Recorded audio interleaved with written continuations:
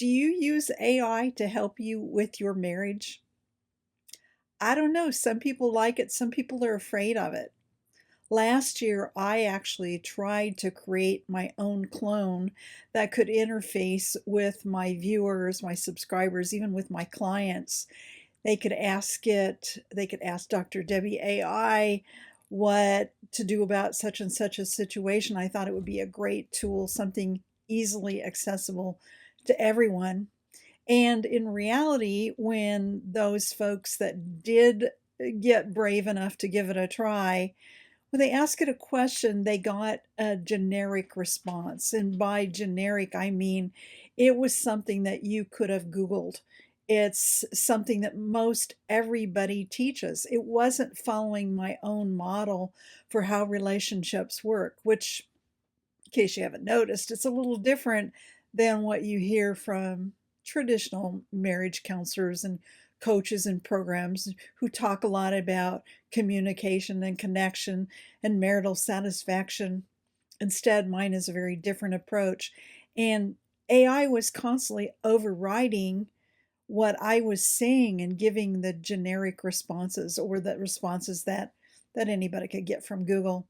So I gave it up. And then I stumbled upon Gemini Notebook. Just like yesterday, I stumbled upon it. And I thought, gosh, I wonder if this could work. Because in Gemini Notebook, you upload your own source material, and then questions and products that come out of that come only from that body of knowledge, if you will. And in this case, it would have to stick to what I said because that's what it's set up to do. So I uploaded my entire podcast, all 143 episodes, and asked it simply to create a podcast about marriage. And what you're about to see is the response that I got. You're going to hear two different people talking to one another about what Dr. Debi teaches. And I've named them Adam and Iva just for fun. But you're going to listen to these two. And as you do, if you've been following me for a while, I want to know, do you think they got it right? Do you think they understand my model for helping people with marriage? And they talk mostly about communication, but they also talk about gender differences. And listen carefully, because I've got a question for you at the end. Now, here's Adam and Iva. If you're trying to learn a foreign language, there's usually a dictionary, right? Yeah, I'll get direct translation. Exactly. You point at an apple, you learn the word for apple, and, that's that. The whole process is super clean. Yeah, it's a one-to-one exchange. It's predictable, and frankly, it's comforting. I mean, we naturally just want communication to be a straightforward transaction of data. But then you step into the world of romantic relationships, and suddenly that dictionary is, well, completely useless. Oh, totally useless.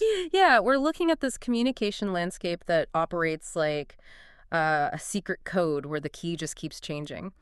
So today, for all of you joining us on this deep dive, we are taking a massive stack of transcripts from Dr. Debi's series, Man, Woman, Marriage, and we are going to crack that code. That's the goal. We're exploring this really specific framework on gender-based design differences in communication, and we're decoding this incredibly painful negative cycle of, pursuing versus stonewalling.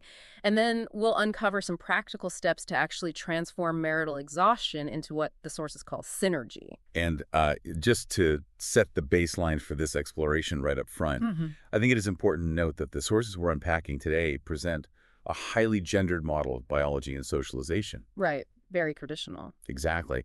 And we aren't here to take a side or, present these concepts as absolute ironclad rules for every single human on Earth, because there is always a spectrum. Oh, for sure. Our mission today is just to impartially unpack the architecture of this specific framework to see what tools and maybe aha moments it might offer you when you're observing your own relationship dynamics. I love that. So let's start right at the root of the issue. If we want to understand how couples end up in these massive, seemingly irrational fights, we really have to look at why they miscommunicate on a baseline level. According to this framework, the confusion starts because men and women, generally speaking, based on how they're socialized and wired in this model, are using language to achieve entirely different objectives. Yeah, the foundational premise here is that men tend to use language primarily to relay information efficiently.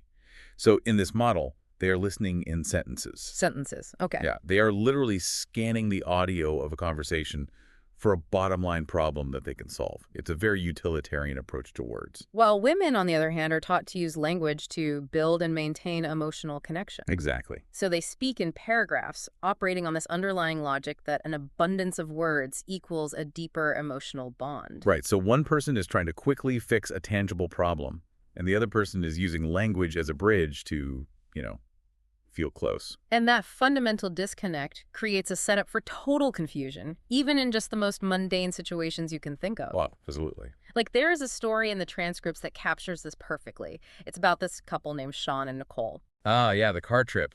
Yes. So they're in the car taking a day trip, and they've been driving for like a couple of hours. And Nicole turns to Sean and asks, "Do you want to stop and get something to eat?" Right. And Sean, who's driving, just answers no and keeps right on driving. And Nicole is just instantly crushed. Completely. She feels totally rejected. Meanwhile, Sean is staring at the road with absolutely no idea that this huge emotional rupture just occurred because he genuinely believes he just answered a direct question with a direct, honest answer. The secret code operating beneath the surface here is just fascinating to me.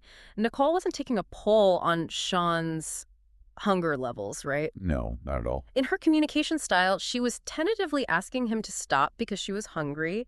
She was trying to be pleasing and considerate by, phrasing her own need as a question about his desire. But Sean, who was listening purely for that bottom line, he received a literal data request, like, do you require food at this time? So he checked his internal dashboard, realized he was fine, said negative, and kept driving.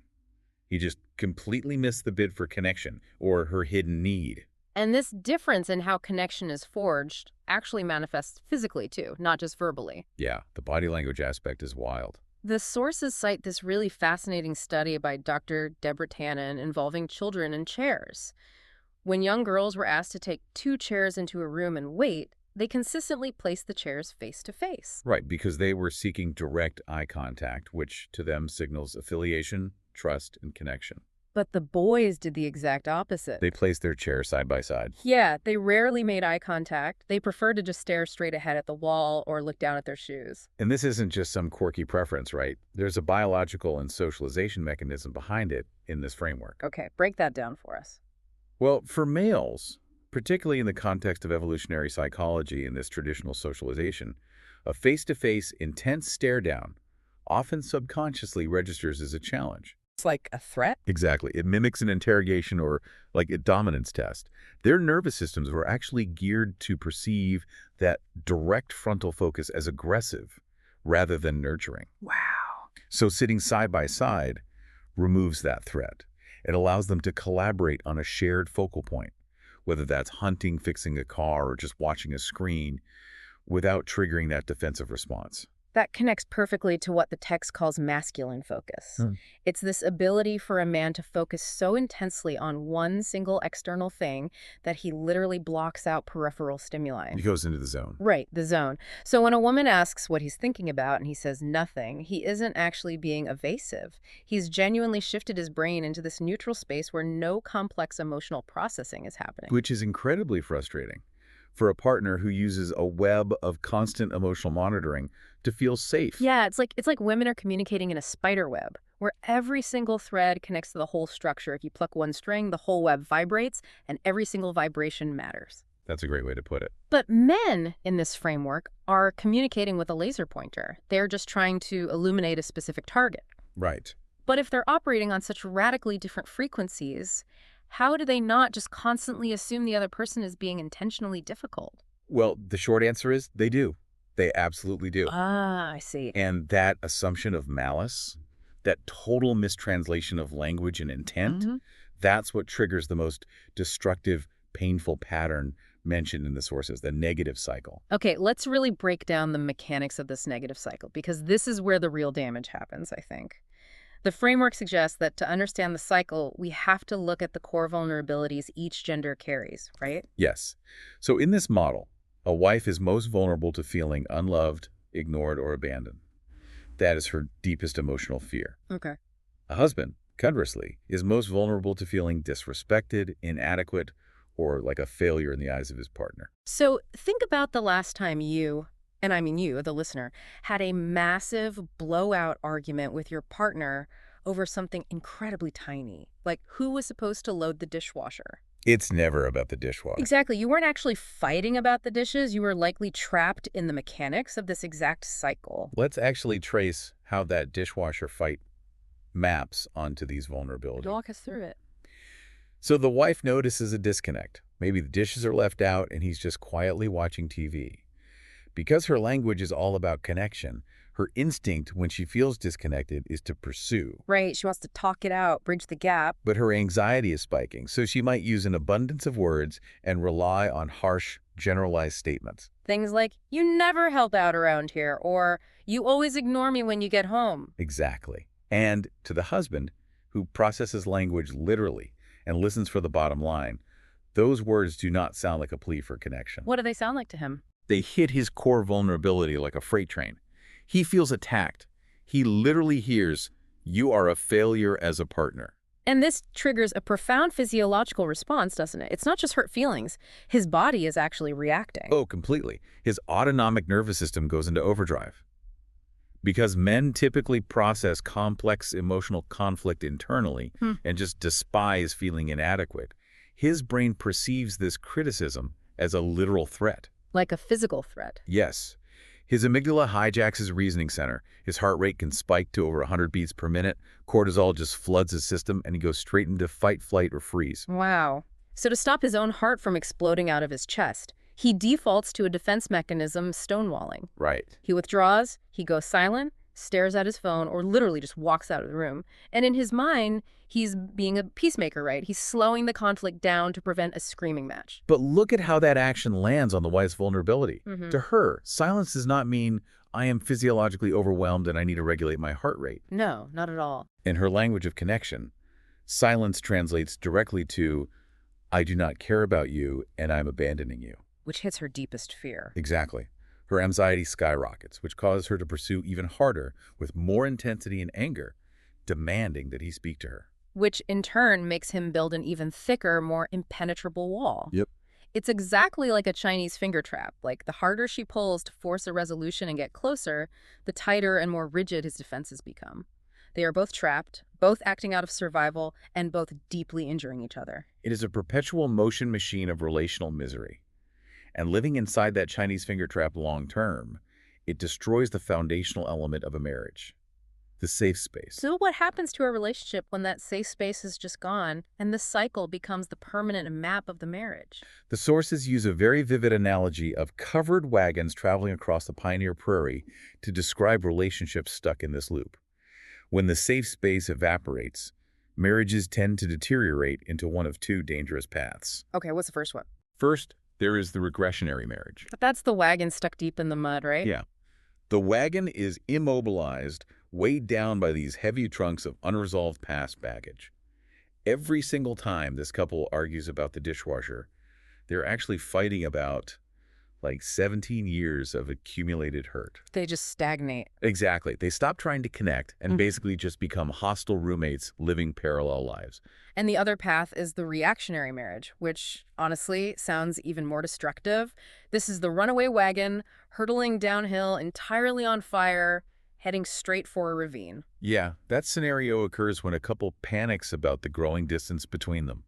But instead of calming down and finding safety, they throw volatile, high-pressure quick fixes at the relationship. Like what? They argue louder, they weaponize therapy language against each other, they're constantly analyzing the marriage and demanding instant systemic change. They're basically pouring kerosene on the fire in a desperate attempt to put it out. There is a heartbreaking detail in the transcripts that really illustrates the devastation of losing that safe harbor.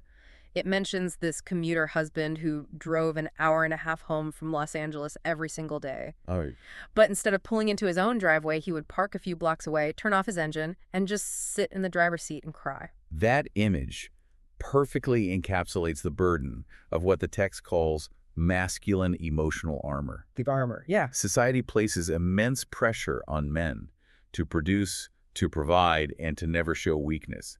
So they wear this heavy, rigid armor all day long just to survive the workplace and the fear of failure. And home is supposed to be the one place where they can safely take that armor off. But if home is not a safe space, if the moment he walks through the front door he is met with a barrage of demands, a list of chores he forgot, or harsh criticism, he realizes he cannot take the armor off. He has to keep it on. He has to keep it on to defend himself against his own partner. He dreads walking into his own house because he feels like he's being kicked while he's already exhausted. Wait, hold on. This feels completely backwards to me, and I think to a lot of people listening.